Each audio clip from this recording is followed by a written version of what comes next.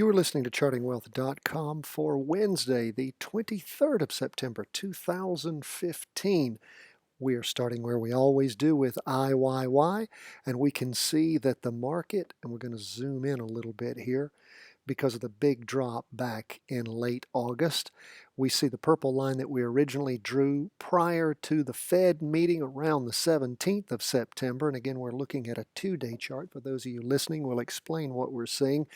We had the market after that do a sell-off on Friday, our candle on the 21st, and then we've got our candle that's forming over the course of the 22nd on into the 23rd shows a down move. We don't have a crossover going down yet on IYY, but we do have some significant movement. When we revert to our 4-hour chart, we can see that the market was moving down yesterday afternoon, Monday afternoon, the 21st, and continued on down throughout the course of Tuesday and closed down 1.3%. That's 1.3% crossed over into the morning of Tuesday on its way down, headed into Wednesday. So that's where the total market is. That's what IYY represents. Now, if we go back to our two-day chart and we go and we look at S&P 500, the Standard & Poor's 500, we see a chart that looks very much similar.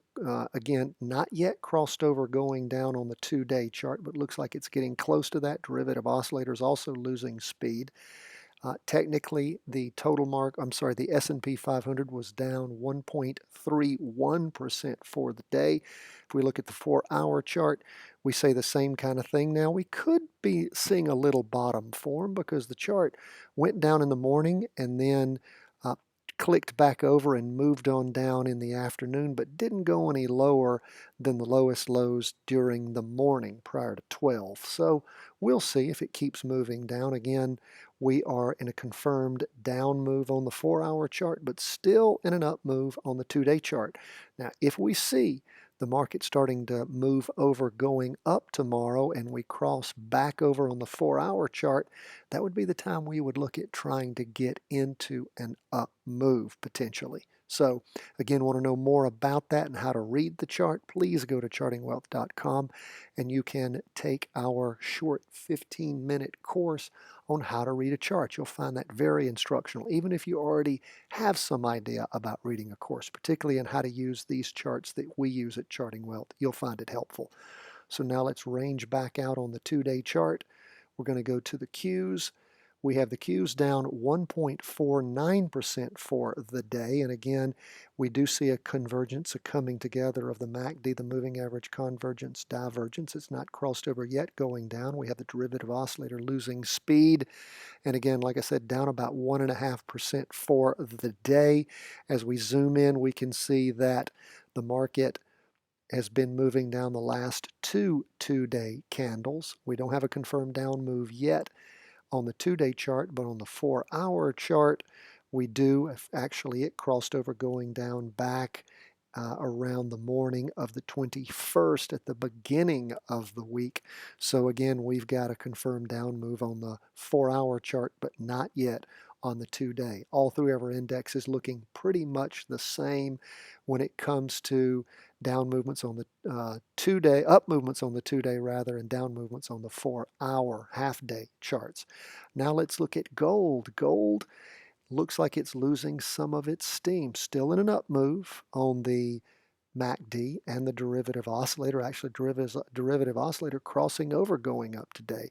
But overall, the move on gold for the last two-day candle is a red down candle. All that movement is totally within the up movement of the prior two-day candle on the 21st.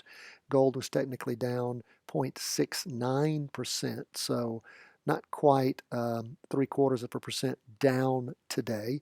And if we look at our two-day chart, our 4-hour chart, which is the chart we like to use to track gold, what do we see? Well, we don't see a crossover yet. We do see it losing its energy all the way back on the candle on the 18th in the afternoon on Friday, and gold has moved down since then.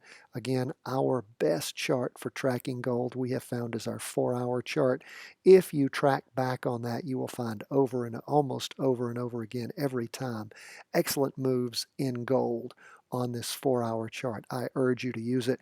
We don't have a confirmed down move on that yet on either the 4-hour or the 2-day chart. So that is where the markets ended up for the day. Hope that as you get into trading on Wednesday, things look good for you and you have a great day trading. We appreciate you being with us and joining us every day at chartingwealth.com. We are here for you.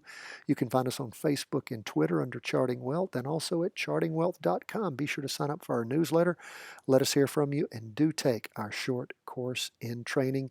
You will find it worth every minute you spend. Thanks so much. chartingwealth.com.